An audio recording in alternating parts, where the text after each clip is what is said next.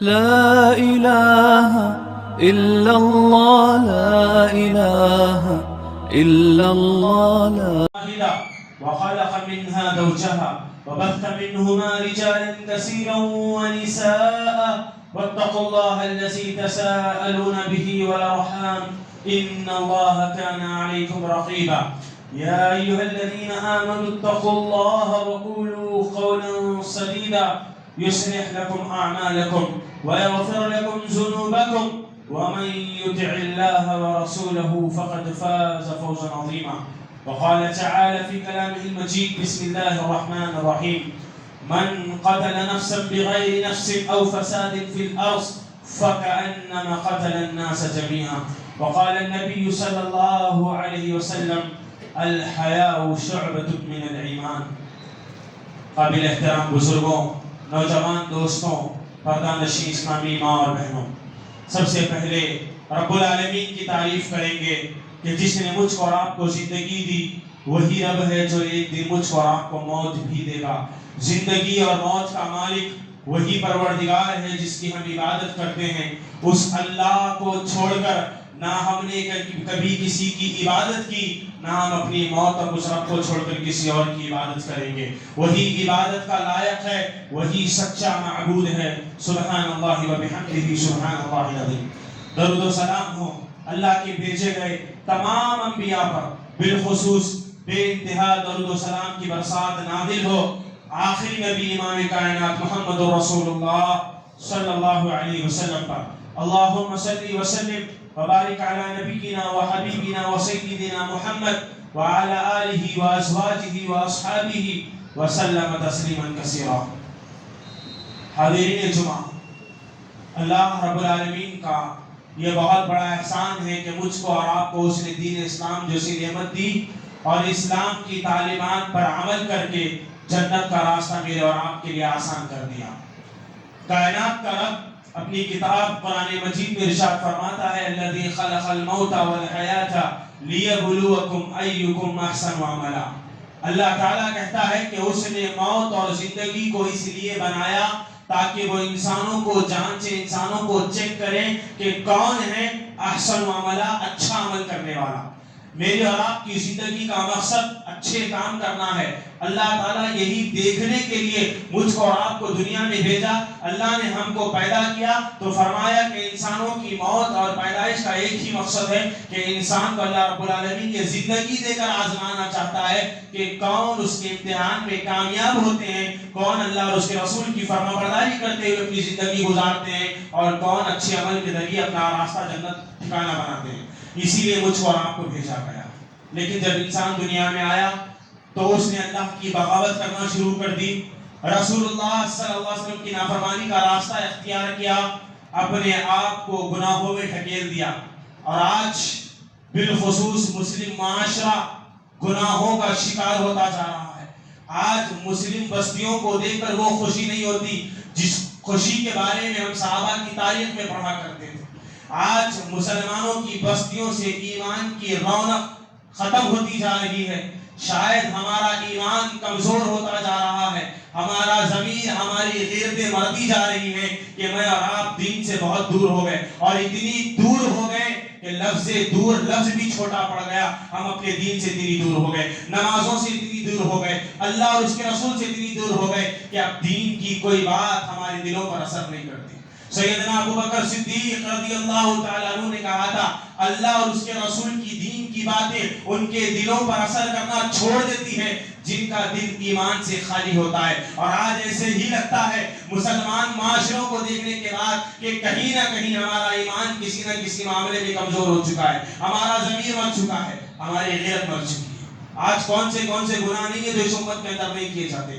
جھوٹ اس امت کے اندر عام ہے، شراب نوشی اس امت کے اندر عام ہے، قتل و غارت گیری اس امت کے اندر عام ہے۔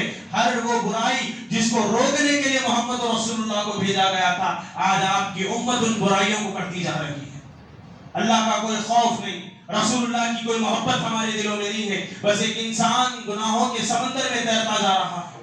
اور آج معاشرے کو، انسان کے ایمان کو، دنیا اور آخرت کو برباد کرنے والے گناہ انسان کر رہا ہے۔ پیارے نبی صلی اللہ علیہ وسلم نے فرمایا تھا: اجتنبوا السبع الموبقات، اپنے اپنے آپ کو ہلاک کرنے والے 7 بڑے گناہوں سے بچا کر رکھو. 7 ایسے گناہ جو انسان کو ہلاک اور برباد کر دیتے ہیں, اس کی دنیا اور آخرت کو برباد کر دیتے ہیں. اور آج ان گناہوں میں سے ایک گناہ جو ہمارے معاشرے میں بہت عام ہوتا جا رہا ہے, جس کی کوئی پرواہ مسلمان کے قریب نہیں ہے, وہ ہے ایک مسلمان کا کسی مسلمان کا ناحق قتل کر دینا. آئے دن واقعات خبریں ہم کو پہنچتی ہے, فلاں جگہ فلاں کسی نے قتل کر دیا, کہاں کسی نے قتل کر دیا. یہ قتل کے بڑھتے ہوئے واقعات مسلمانوں کے دلوں کو جھنجھوڑ کر ایک سوال پیدا کرتے ہیں, کیا تمہارے نزدیک اللہ کی کوئی محبت کی پرواہ نہیں ہے؟ کیا تمہارے نزدیک رسول کے حدیث کی کوئی پرواہ نہیں ہے کہ تم ایک مومن ہو کر ایک مومن کا قتل کر رہے ہو, ایک مسلمان ہو کر کسی مسلمان کا خون بہا رہے ہو؟ یہ قتل کوئی معمولی جرم نہیں ہے, کسی مسلمان کا خون بہا دینا. وجہ کچھ بھی ہو, وجہ کیا بھی ہو, آپ کا حق نہیں ہے کہ کسی مسلمان کی زندگی چھین لے. موت اور حیات کا مالک اللہ ہے. جو انسان کسی انسان کا قتل کرتا ہے وہ اللہ سے اس کا حق چھیننے کی کوشش کرتا ہے, اللہ سے اپنا حق چھیننے کی کوشش کرتے ہیں. کیا ہماری اتنی مجال کہ میں اور آپ اپنے رب سے اس کا حق چھین سکے؟ یہ موت کی زندگی اللہ کے حق میں, وہ جب چاہے جسے چاہے زندگی دے, وہ جب چاہے جسے چاہے مار دے. ارے مارنا اس کا کام ہے, تمہارا کام نہیں. کسی مسلمان کا خون بہا دے رہے, کسی کافر کا خون بہا دے رہے, اور سڑکوں پر کھلے عام تماشا ہو رہا ہے. کیا تمہارے دلوں میں اللہ کا خوف نہیں؟ کیا تمہارے دلوں میں ایمان نہیں, قرآن و حدیث کی محبت نہیں؟ ارے دین اسلام نے تو اس بات کی تعلیم دی, قتل تو بہت دور کی بات ہے, کسی مسلمان کو مار دینا تو بہت دور کی بات ہے. کسی مسلمان کو معمولی تکلیف اپنی زبان سے دینا اسلام پسند نہیں کرتا. پیارے نبی صلی اللہ علیہ وسلم نے فرمایا, المسلم من سلم المسلمون من لسانی و یدی. اللہ کے نبی صلی اللہ علیہ وسلم فرماتے, مسلمان وہ ہے, مسلمان کون ہے؟ مسلمان وہ ہے جس کی زبان اور ہاتھ سے دوسرا مسلمان محفوظ رہے. آپ کی زبان کی وجہ سے, آپ کے ہاتھوں کی وجہ سے اگر دوسرا مسلمان محفوظ ہے تو اس کا مطلب آپ مسلمان ہیں, آپ کے دل میں ایمان ہے. جس دن آپ کی زبان بے لگام ہو کر لوگوں کو گالیاں دینا شروع کر دے گی, جس دن آپ اپنی زبان کا غلط استعمال کرنا شروع کر دیں گے, جب آپ کی ہاتھوں کی وجہ سے کوئی دوسرا مسلمان محفوظ نہیں رہے گا, تب سمجھ لینا تمہارا ایمان کمزور پڑ چکا ہے, تمہارا اسلام سے واسطہ ختم ہوتا جا رہا ہے. آج اپنی زبانوں کا جائزہ لینے کی ضرورت ہے. دن میں 100 جھوٹ, کسی کو برا بول دیا, کسی کے بارے میں جھوٹی گواہی دے دی, کسی کی غیبت کر دی. حد تو یہ ہے کہ لوگ اللہ کے گھروں میں لوگوں کی غیبتیں کرتے ہیں. جھوٹ بول دیا, کسی کو گالی دے دی, کسی کو تانا کہہ دیا, یہ سارے جرم ہیں. اور اللہ کے نبی فرماتے وہ مومن نہیں ہو سکتا جس کی زبان سے اس کا پڑوسی محفوظ نہ ہو, دوسرا مسلمان محفوظ نہ ہو. آپ زبان سے تکلیف نہیں دے سکتے, قتل تو بہت دور کی بات ہے.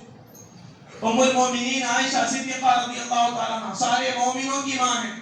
نبی صلی اللہ علیہ وسلم گھر میں تشریف فرمائے, آپ اپنی بیوی صفیہ کے بارے میں تذکرہ کر رہے تھے. حضرت عائشہ کو اپنی سوتن کی تعریف پسند نہیں آئی, اس نے اپنی سوتن صفیہ کے بارے میں ایک نادرہ جملہ کہہ دیا. کہا حضرت عائشہ صدیقہ رضی اللہ تعالیٰ عنہ نے, اے میرے حبیب صلی اللہ علیہ وسلم, اے میرے شوہر, آپ صفیہ کا تذکرہ کیوں کرتے ہو؟ بس وہ تو ایک گڈی عورت ہے, پست قد عورت ہے.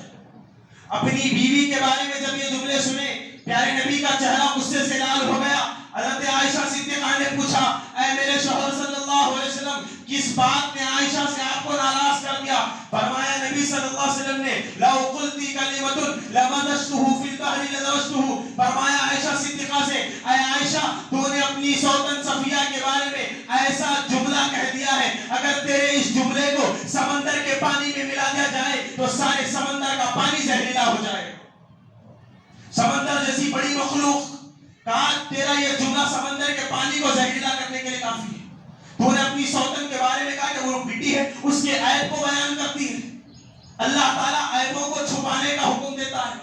مسلمان کو تکلیف نہیں پہنچانا, مسلمان کو تکلیف پہنچانا سب سے بڑا جرم ہے. اللہ توحید پرستوں سے محبت کرتا ہے, جن کے دلوں میں ایمان ہوتا ہے, جو مومن ہوتے ہیں, جو مسلمان ہوتے ہیں, جو لا الہ الا اللہ کا اقرار کرتے ہیں. ایسے بندوں سے اللہ محبت کرتا ہے, اور ایسے بندوں کو تکلیف دینا کبیرہ گناہ ہے, حرام ہے.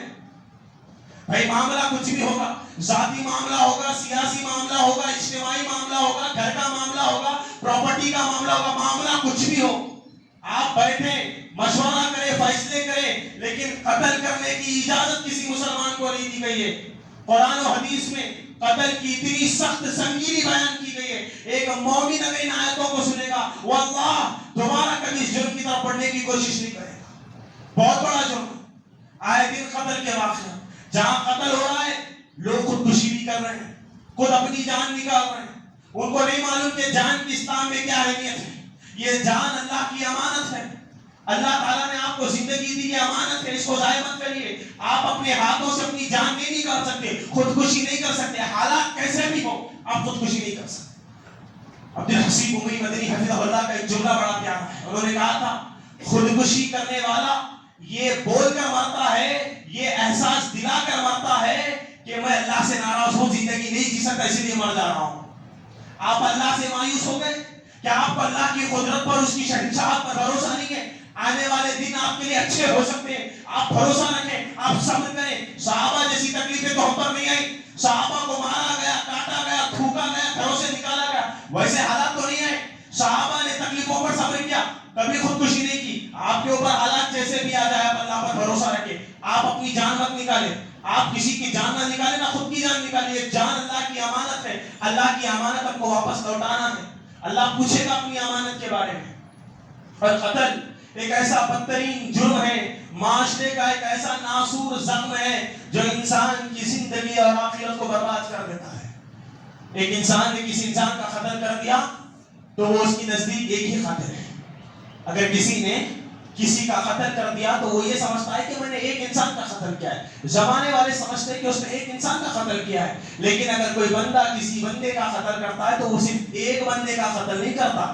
رب العالمین کا کلام قرآن مجید کہتا ہے من قتل نفسا بغیر نفس او فساد فی الارض فکأنما قتل الناس جميعا. اللہ رب العالمین کہتا ہے جس نے کسی ایک جان کا قتل کیا, جس نے کسی ایک کی جان نکال لی, وہ اس کی نظر میں ایک جان ہے. لیکن اللہ کہتا ہے من قتل نفسا بغیر نفس او فساد فی الارض, جس نے کسی کی جان نکال لیا, زمین میں فساد برپا کر دیا, گویا کہ اس نے فکأنما قتل الناس جميعا, ساری انسانیت کا قتل کر دیا. آپ ایک کا قتل کرنے والے ہو, لیکن اللہ کے نزدیک آپ نے ساری انسانیت کا قتل کر دیا. ایک جان کا قتل کرنا اللہ کے نزدیک ساری انسانیت کو قتل کرنا ہے. اگر کسی نے ایک مسلمان کا قتل کر دیا گویا کہ اللہ کے نزدیک سارے مسلمانوں کا قاتل ہے. اللہ کے نزدیک سارے مسلمانوں کا قاتل ہے. کسی ایک کا قتل کرنا ساری انسانیت کے قتل کرنے کے برابر ہے. معمولی باتوں پر قتل, پراپرٹیز کو لے کر قتل, بڑا ماجرا یہی ہے, جائیداد کو لے کر قتل. 2 گز زمین کا ٹکڑا, چھوٹا سا تیرا گھر ہے, سانسوں کا بھروسہ نہیں ہے. اگر اللہ نے سانس ختم کر دی, جائیداد کی دولت کیا قبر میں لے کر جاؤ گے؟ دولت قبر میں لے کر جاؤ گے؟ بڑے بڑے بادشاہ حکمران دولت مند دنیا سے گزر گئے, کچھ نہیں کرنے کے سوائے اعمال صالحہ کے. آج پیسوں کے لیے, جائیداد پراپرٹیز کے لیے قتل. بھائی کا قتل کر رہا ہے, بھائی بہن کا قتل کر رہا ہے, بہن بھائی کا قتل کروا رہی ہے. معاشرہ ایسے کچرے میں, پراپرٹیز میں. اللہ تعالیٰ کہتا ہے میری اطاعت کرو, جنت کے قیمتی محلات, سونے چاندی کے محلات تمہارے لیے تیار ہیں. بڑی بڑی پراپرٹیز جنت میں تمہارے لیے تیار ہے. بندہ نماز پڑھے گا, ایک نماز کے بدلے جنت میں گھر بنوایا جائے گا. لیکن دنیا کی جائیداد کے پیچھے قوم پاگل ہو رہی ہے. بھائی کا قتل کر رہا ہے, باپ بیٹے کا قتل کر رہا ہے, بیٹا باپ کا قتل کر رہا ہے. آج دنیا پیسوں کی, مال و دولت کی بھوکی ہے, پیاسی ہے. آج انسان خون کا, ایک مسلمان بھائی اپنے سگے بھائی کا پیاسا ہے خون کا. یہ معاشرے کی حقیقت ہے. معمولی بات پر کچھ جھگڑا ہو گیا, جھگڑے کی بات بڑھی اور بات چلی قتل تک. چھوٹے لمحے, چھوٹے موقعوں پر ہونے والے واقعات انسان کو قتل پر مجبور کر رہے ہیں. سعد ابن ربیع رضی اللہ تعالیٰ عنہ مدینہ کے مالدار صحابی تھے. جب ہجرت کر کے مہاجرین مکہ سے مدینہ آئے, مہاجرین کے پاس کچھ نہیں تھا. اللہ کے نبی صلی اللہ علیہ وسلم نے انصار کے صحابہ کو حکم دیا ہے, انصاریوں یہ وہ مکہ کے صحابہ ہیں جو اللہ کی خاطر اپنا گھر بار, اپنے بیوی بچے, اپنی دولت, اپنی جائیداد, اپنی ساری چیزیں چھوڑ کر اللہ کی خاطر تنہے تنہا اکیلے مکہ سے سفر کے مدینہ آئے ہیں. ان مہاجرین کی مدد کرو تب تک یہ اپنے پیروں پر یہاں کھڑے نہ ہو جائے. سعد بن ربیع رضی اللہ تعالیٰ عنہ اٹھتے ہیں، عبد الرحمن بن عوف کو بلاتے ہیں اور کہا عبد الرحمن بن عوف سے سعد بن ربیع نے آئے، عبد الرحمن یہ میرا گھر ہے، بتایا یہ میرا گھر ہے، آج سے آدھی پراپرٹی میری آدھی پراپرٹی تمہاری۔ سبحان اللہ، یہ ایثار یہ محبت کہاں ہے آج معاشرے کے اندر؟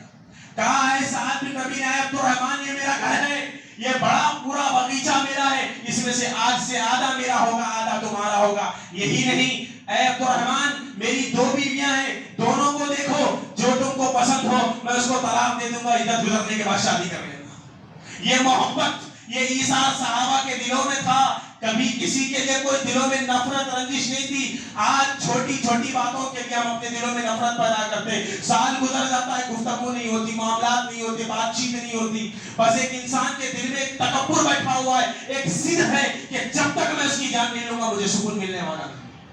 اور قتل کرنے والا بڑے جوش کے ساتھ بڑے غصے کے ساتھ ایک مومن کا خون بہا رہا ہے، اور جب پوچھا جائے بھائی تم نے کیوں قتل کر دیا، کیا معاملہ تھا؟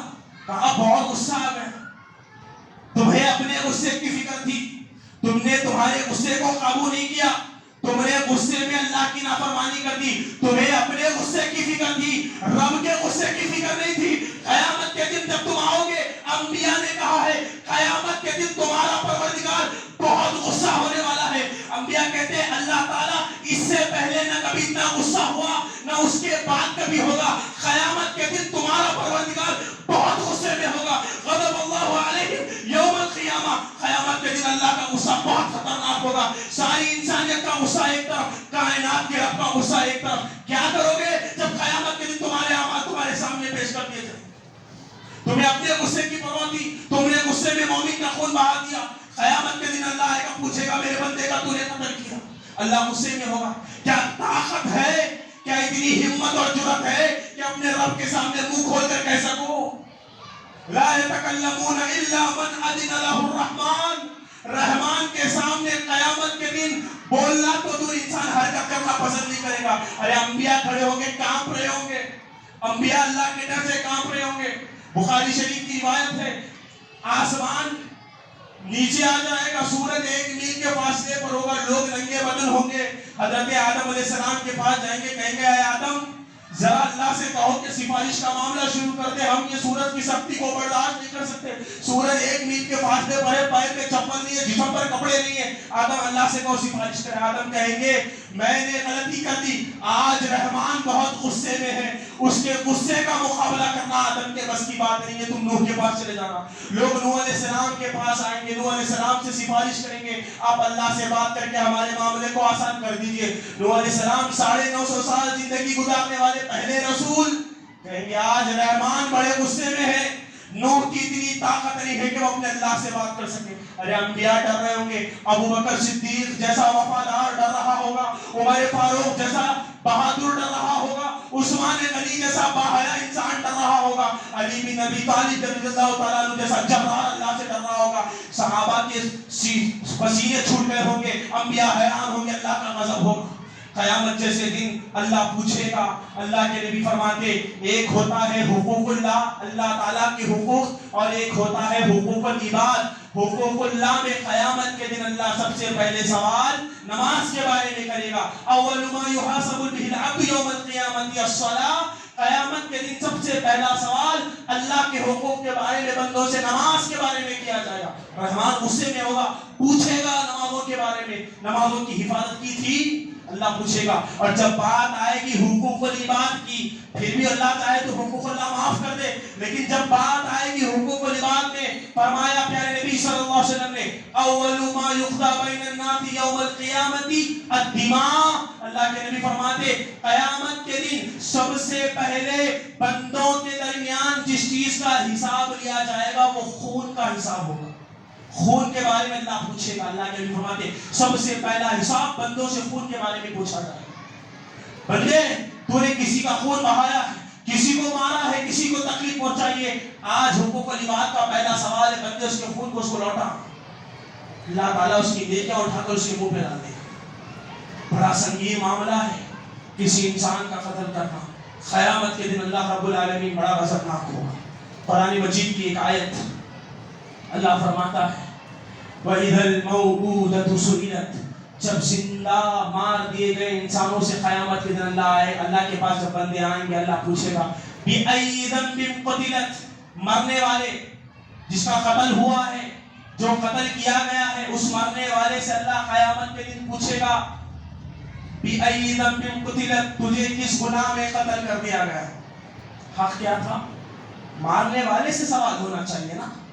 اللہ مرنے والے سے پوچھے گا کہ قیامت کے دن تجھے کس گناہ میں قتل کر دیا گیا، مارنے والے سے نہیں پوچھے گا. جبکہ حق یہ ہے کہ پوچھا جائے مارنے والے سے، لیکن اللہ مارنے والے سے نہیں پوچھے گا، مرنے والے سے پوچھے گا کہ یہ ذنب قتلت، بتا تجھے کس گناہ میں قتل کر دیا گیا ہے. تفسیر میں مفسرین بیان کرتے ہیں اللہ تعالیٰ قیامت کے دن اتنا غضبناک ہوگا، وہ مقتول قتل ہونے والوں کی طرف دیکھے گا، قاتلوں کی طرف اللہ دیکھنا بھی پسند نہیں کرے گا. اللہ، یہ قتل معمولی جرم ہے. قتل کرنے والوں کو اللہ قیامت کی رحمت کی نظروں سے دیکھنا بھی پسند نہیں کرے گا. اور قتل اتنا بڑا جرم ہے، مومن کا خون بہنا. میں نے کہا وجہ جو بھی ہو قتل نہیں کر سکتے آپ، کسی کی جان نہیں لے سکتے آپ. اللہ فرماتا ہے وَمَن يَقْتُلْ مُؤْمِنًا مُتَعَمِّدًا فَجَزَاؤُهُ جَهَنَّمُ. یہ آیت کریمہ قتل کی سنگینی بیان کرتی ہے. آپ کو معلوم ہے دنیا میں سب سے بڑا گناہ کیا ہے؟ شرک. اللہ نے شرک کو دنیا کا سب سے بڑا گناہ قرار دیا ہے، لیکن اللہ نے جتنی وعید شرک کی بیان نہیں کی، اس سے زیادہ سنگینی اللہ نے قتل کے بیان کی قرآن مجید کے اندر. 5 دردناک سزائیں قتل کرنے والوں کے لیے. کیا فرمایا اللہ تعالیٰ نے؟ وَمَن يَقْتُلْ مُؤْمِنًا، اگر کوئی کسی مومن کا قتل کرے گا جس نے لا الہ الا اللہ کی گواہی دی، جس نے کسی مومن کا قتل کیا، جو مومن کا قتل کرنے والا ہوگا، اللہ فرماتا ہے متعمدًا فجزاؤہ جہنم، سب سے پہلے اس کا ٹھکانہ جہنم ہوگا. جہنم معمولی جگہ نہیں ہے، معمولی جگہ نہیں ہے. جہنم کی آگ تو بہت دور کی بات ہے، اس کی بھاپ بھی برداشت کرنا انسان کے بس کی بات نہیں ہے. پیارے نبی فرماتے ہیں اگر جہنم کی ایک چنگاری دنیا میں ڈال دی جائے تو پوری دنیا جل کر راکھ ہو جائے. وہ خطرناک اللہ کی بنائی ہوئی مخلوق جہنم، جہنم اس کا ٹھکانہ ہوگا. جب بندہ جہنم کی آگ میں جلے گا، تصور کر کے دیکھیں دنیا کے مقابلے میں 69 درجات گرم آگ ہوگی. جہنم کی آگ کالی ہوگی، خوفناک ہوگی. اس آگ میں اللہ ڈالے گا قاتلوں کو جو مومنوں کا قتل کرتے. فجزاؤہ جہنم خالدا فیہا، صرف جہنم میں نہیں ڈالے گا بلکہ جہنم میں ڈالنے کے بعد اللہ یہ اعلان کرے گا خالدا فیہا، ہمیشہ جہنم میں رہ جا، خالدا فیہا، ہمیشہ جہنم میں رہ جا. اور آپ کو معلوم ہے اللہ تعالیٰ اگر کسی کو کچھ دنوں کے لیے بھی جہنم میں ڈال دے تو کتنا معاملہ ہے. اللہ کے نبی فرماتے ہیں جہنم کا ایک دن دنیا کے 50,000 سال کے برابر ہے. جہنم کا ایک دن دنیا کے 50,000 سال کے برابر ہے. یعنی اگر دنیا میں 50,000 سال مکمل ہوں گے، جہنم کا ایک دن مکمل ہوگا. اور اللہ اگر کچھ دنوں کے لیے ڈال دے، لاکھوں دن تم کو جہنم میں جلنا پڑے گا، جبکہ ایک لمحے کے لیے بھی اتنی طاقت انسانوں کے جسم میں نہیں ہے کہ وہ اللہ کی جہنم کو برداشت کر سکے. اللہ کہتا ہے قتل کرنے والوں کے لیے جہنم ہے، اور جہنم میں ہمیشگی ہے، ہمیشہ جہنم میں رہیں گے. غضب اللہ، ان پر اللہ تعالیٰ کا غصہ ہوگا، اللہ کبھی ان پر رحم نہیں کرے گا. قاتلوں پر اللہ کبھی رحمت کی نظر نہیں ڈالے گا. وغضب اللہ کا غضب ہوگا. وَلَعْنَهُ، ان پر اللہ کی لعنت ہوگی، فرشتے لعنت بھیج رہے ہوں گے، ان پر اللہ کی لعنت ہوگی. وَأَعَدَّ لَهُمْ عَذَابًا مُهِينًا، ایسے لوگوں کے لیے اللہ تعالیٰ نے دردناک عذاب تیار کر کے رکھا ہے. دردناک عذاب. قتل بہت خطرناک گناہ ہے. مومن کو تکلیف پہنچانا، مسلمانوں کو تکلیف پہنچانا، یہ ایذا رسانی بہت سنگین جرم ہے. اپنے دامن کو، اپنے ہاتھوں کو، اپنی زبانوں کو بچا کے رکھیے کہ آپ کی ذات سے کبھی کسی مومن کو تکلیف نہ ہو. اگر آپ کی ذات سے کبھی کوئی مومن تکلیف محسوس کرے اور مر جائے تو پھر آپ کی شامت بنائیے کہ آپ کا معاملہ خسارہ اٹھانے والوں کے ساتھ ہو جائے گا. یہ جان اللہ کی امانت ہے. اللہ اس امانت کے بارے میں پوچھے گا، ہر کسی سے پوچھے گا. اس جان کی حفاظت کیجیے، اپنے جان کی بھی حفاظت کیجیے، مومنوں کے جان کی بھی حفاظت کیجیے. جان امانت ہے اللہ رب العالمین کی، اور اللہ تعالیٰ جانوں کو جانتا ہے یقیناً جو اس نے پیدا کیے ہیں. اللہ کے نبی صلی اللہ علیہ وسلم فرماتے خیرکم، سب سے بہترین ہے وہ بندہ جو اپنے مسلمان بھائیوں کے لیے مفید ثابت ہو. خیر الناس انفعهم للناس، سب سے بہترین ہے وہ جو مسلمانوں کے لیے فائدہ مند بنے. آپ کسی کا برا نہیں کر سکتے، اگر آپ کسی کا بھلا نہیں کر سکتے تو برا بھی مت کیجیے، لیکن بہتر یہ ہے کہ آپ ان معاملات کو ختم کر کے ایک اچھا معاشرہ پیدا کیجیے، ایک اچھی سوسائٹی پیدا کیجیے، خوشگوار ماحول پیدا کیجیے۔ اللہ کے نبی صلی اللہ علیہ وسلم فرماتے ہیں اللہ کے نزدیک سب سے بہترین ہے وہ بندہ جو دوسروں کے لیے فائدہ مند بنے۔ آپ دوسروں کے لیے فائدہ مند بنے، آپ دوسروں کا فائدہ نہ اٹھائیں بلکہ دوسروں کو فائدہ پہنچانے والے بنے۔ اللہ تعالیٰ کہتا ہے، اللہ کے نبی صلی اللہ علیہ وسلم نے 7 ہلاک کرنے والے گناہوں سے بچنے کا حکم دیا، اور اللہ تعالیٰ نے قرآن مجید میں 10 چیزوں کو حرام دیا۔ سورہ انعام کی آیت نمبر 151 میں اللہ تعالیٰ نے بندوں پر 10 چیزیں حرام کر دی، اور اللہ کے نبی فرماتے ہیں یہ وہ 10 چیزیں تھیں جو تورات اور انجیل میں بھی تھی، یعنی اللہ کے نبی سے پہلے والی امتوں میں بھی اللہ تعالیٰ نے ان 10 چیزوں کو حرام کر دیا تھا، اور اس امت میں بھی اللہ تعالیٰ ان 10 چیزوں کو حرام کرتا ہے۔ ان میں سے ایک چیز اللہ کے نبی نے فرمایا وَلَا تَقْتُلُوا النَّفْسَ الَّتِي حَرَّمَ اللَّهُ إِلَّا بِالْحَقِّ، اپنے نفس کی، اپنے جان کی حفاظت کرو، اپنی جانوں کو ناحق سے قتل نہ کرو، ناحق کے اپنی جانوں کا خاتمہ نہ کرو۔ یہ جان اللہ کی امانت ہے، جب اس کا وقت آئے گا اللہ تم سے اپنی جان چھین لے گا، لیکن اپنی امانتوں کو ضائع مت کرو۔ جان چاہے اپنی ہو چاہے کسی اور کی ہو، ایک انسان کسی اور کی جان کیسے لے گا؟ قتل کر کے لے گا۔ اپنی جان کیسے لے گا؟ کھا کر کے، پی کر کے، کود کر کے، پھنسی لگا کر کے۔ جتنی چیزیں ہیں یہ سب چیزیں شیطان کی طرف سے، شیطان بندوں کو ورغلاتا ہے کہ کسی کا قتل کرے، یا اس بات کی طرف لوگوں کو ڈپریشن میں لے جاتا ہے کہ بندہ خود کا قتل کر لے۔ یہ شیطان کے ہتھ کنڈے ہیں، اس سے اپنے آپ کو بچا کے رکھیے، اور قتل اور خودکشی جیسے برے چیزوں سے اپنے آپ کو دور رکھیے۔ یقیناً یہ معاشرے کے لیے دھبا ہے اور ایک ناسور زخم ہے۔ مسلمان تو مسلمان، دین اسلام کافروں کو قتل کرنے کا حکم نہیں دیتا، معمولی سے جانوروں کو مارنے کا حکم نہیں دیتا۔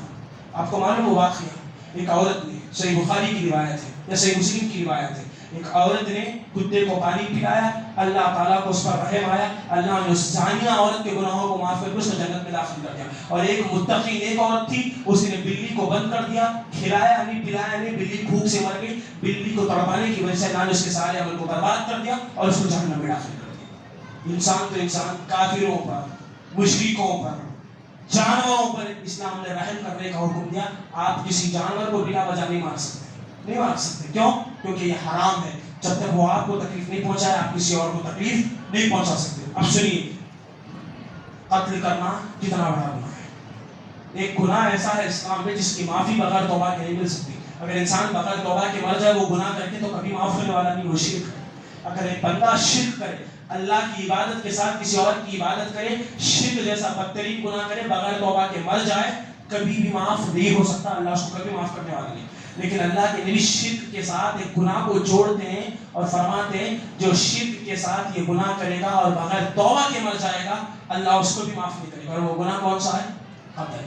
اللہ کے نبی صلی اللہ علیہ وسلم فرماتے ہیں کل ذنب عسى الله ان يغفره الا من مات مشركا او مؤمنا قتل مؤمن۔ اللہ کے نبی فرماتے جو بندہ دنیا سے اس حال میں چلے جائے کہ اس نے اللہ کے ساتھ دوسروں کو شریک کیا یا کسی مومن کا قتل کیا، لا یغفر اللہ اس کو کبھی معاف نہیں کرے گا۔ اللہ تعالیٰ اس بندے کو معاف ہی نہیں کرے گا جو بغیر توبہ کے یہ 2 گناہ کر کے مر جائے۔ اللہ سے ڈریے، حقوق اللہ اور حقوق العباد کے معاملے میں قیامت کے دن تمہارا رب تم سے سوال کرے گا، اور فوربک لنسألنهم اجمعین، اللہ اپنی ربوبیت کی قسم کھا کر کہتا ہے وہ ضرور تم سے سوال کرے گا۔ اللہ کے سوال کا جواب دینے کے لیے تیار ہو جاؤ۔ اگر غلطی کی ہے، گناہ ہوئے ہیں، آج بھی توبہ کا دروازہ کھلا ہے، رب سے سچی معافی مانگی۔ جن کے حقوق کو آپ نے مارا ہے، جن کو آپ نے تڑپایا ہے، ستایا ہے، جائیے ان سے معافی مانگیے، ان کے گھر والوں سے معافی مانگیے۔ جب تک زندگی ہے معافی کا راستہ، توبہ کا دروازہ کھلا ہے۔ جب انسان کی زندگی ختم ہو جائے گی کوئی چیز کام آنے والی نہیں ہے۔ جنگ کے موقع پر اسامہ بن زید رضی اللہ تعالیٰ عنہ کافروں کا قتل کر رہے ہیں، اچانک ایک کافر ان کی تلوار کے نیچے آ گیا۔ اسامہ بن زید اس کو مارنے والے تھے، کہا اس کافر نے لا الہ الا اللہ محمد رسول اللہ، پھر بھی اسامہ نے ان کا قتل کر دیا۔ یہ بات رسول اللہ صلی اللہ علیہ وسلم تک پہنچی۔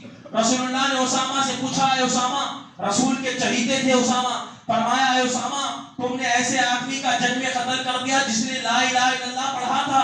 اسامہ نے کہا تھا اللہ کے رسول میں کافروں کا قتل کر رہا تھا، جب وہ میری تلوار کے نیچے آ گیا، موت سے ڈر کر اس نے لا الہ الا اللہ پڑھا تھا، تو اللہ کے نبی نے اسامہ کی طرف غصہ ہو کر فرمایا اے اسامہ کیا تم نے اس کا دل چیر کر دیکھا تھا کہ اس نے دل سے لا الہ الا اللہ پڑھا تھا یا زبان سے پڑھا تھا؟ تمہاری کیا مجال اسامہ، جب اس نے لا الہ الا اللہ پڑھ دیا تم نے اس کا قاتلہم اللہ، تو نے اس کا قتل کر دیا.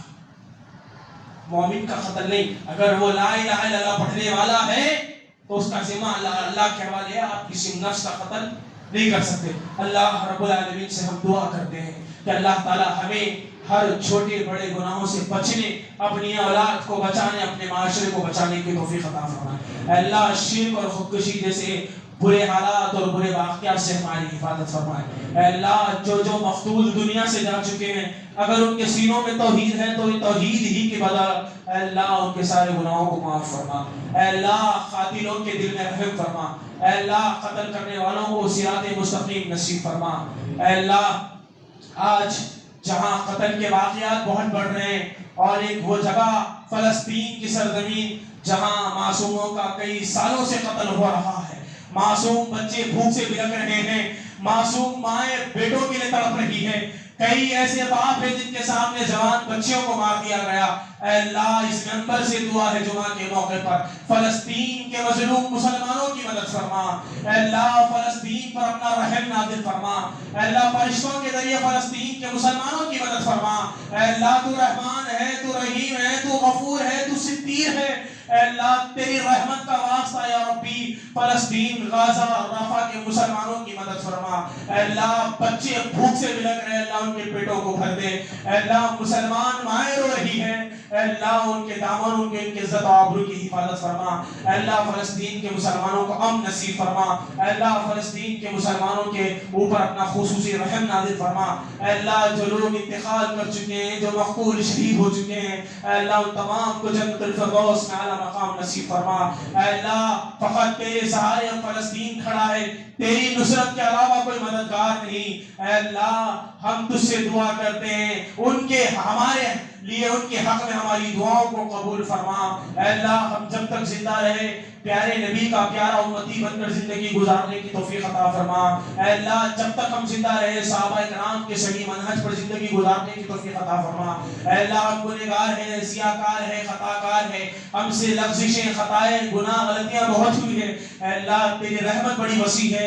اے اللہ دن کے اجالے میں، رات کے اندھیرے میں بڑے چھوٹے ہمارے تمام گناہوں کو معاف فرما. اے اللہ ہمارے گناہوں کو معاف فرما. اے اللہ ہمارے گناہوں کو معاف فرما. اے اللہ ہمارے مسجدوں کی، مدرسوں کی، شہر کی، ملک کی حفاظت فرما. اے اللہ ملک ہندوستان میں امن نصیب فرما، امان نصیب فرما. اے اللہ مسلمانوں کو سیدھی راہ پر چلنے کی توفیق عطا فرما. اے اللہ معاشرے کو پاک اور صاف بنا.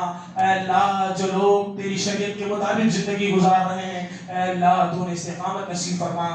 آمین یا رب العالمین. سبحان ربک رب العزت عما یصفون وسلام علی المرسلین والحمد للہ رب العالمین.